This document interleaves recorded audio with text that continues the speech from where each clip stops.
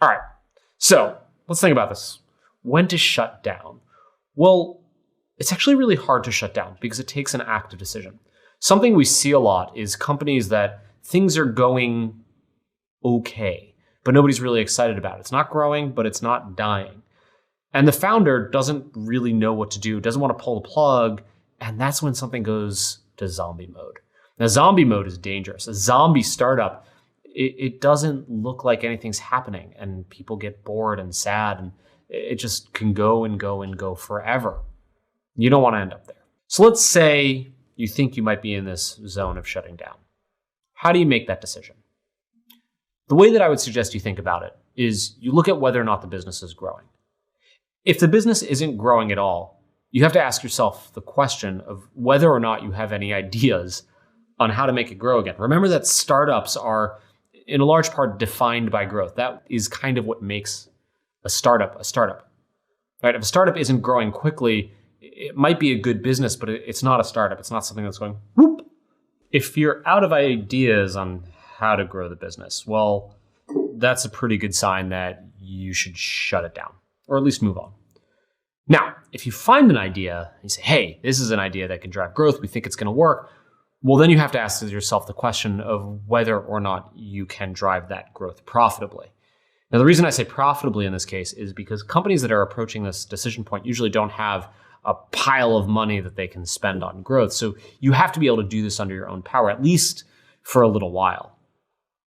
Now, let's say those two conditions are met.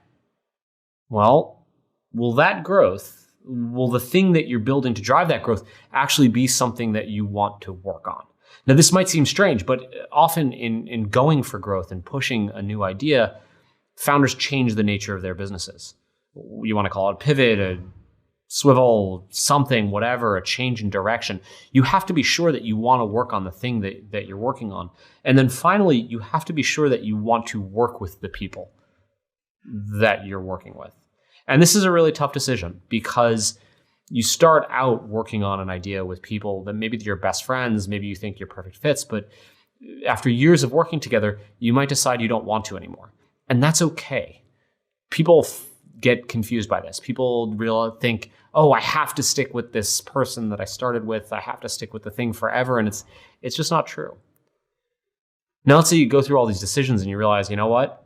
We don't have ideas, or we can't drive them profitably, or we don't want to work on that, or I don't want to work with my co-founders. It's okay, right? It's okay to shut the company down. It's okay to quit. But you do have to think about something else, which is the stakeholders in your business. And it's not just you or your co-founders. If you're lucky enough to have users, you have to think about how to message to them that you're shutting down. And don't worry, they won't be that upset as long as you tell them. The thing you shouldn't do is just turn the servers off one day around 3 p.m. and hope they fend for themselves. Tell them what's going on. You might have investors. Don't worry about them either. If they're professional investors, they probably expected to lose their money. Now, if they're friends and family, you do have a more difficult conversation to have. You should have it openly and you should have it honestly. And you should tell them what went on and make it clear that you did everything you could to build a business to make their investment a good one, but it just didn't work out. And then there's the most important thing, which is your employees. If you're lucky enough to have hired people who are still working for you, you owe it to them to tell them what's going on as soon as you can, as soon as it's reasonable, and help them figure out what comes next. Usually in a shutdown or the end of a company, the founders are best positioned to find a new job or start a new company or find something. They've been visible, they've raised money, whatever it is. Your employees usually aren't that lucky. Now, if they're great engineers, maybe they won't have such a hard time. But it's still hard to lose a job. It's hard to get fired. It's hard to have a company shut down on you. So make sure you approach that with empathy and make sure you help everyone. At the end of the day, the only thing you're going to get judged on when you shut the company down is how you treated all of your stakeholders and how honestly you made that decision. So make it well. But you got to remember that you have just one life and you don't want to spend it doing something because you told people you're going to do it. You should be doing things because you think they're going to make a difference and because you enjoy doing them.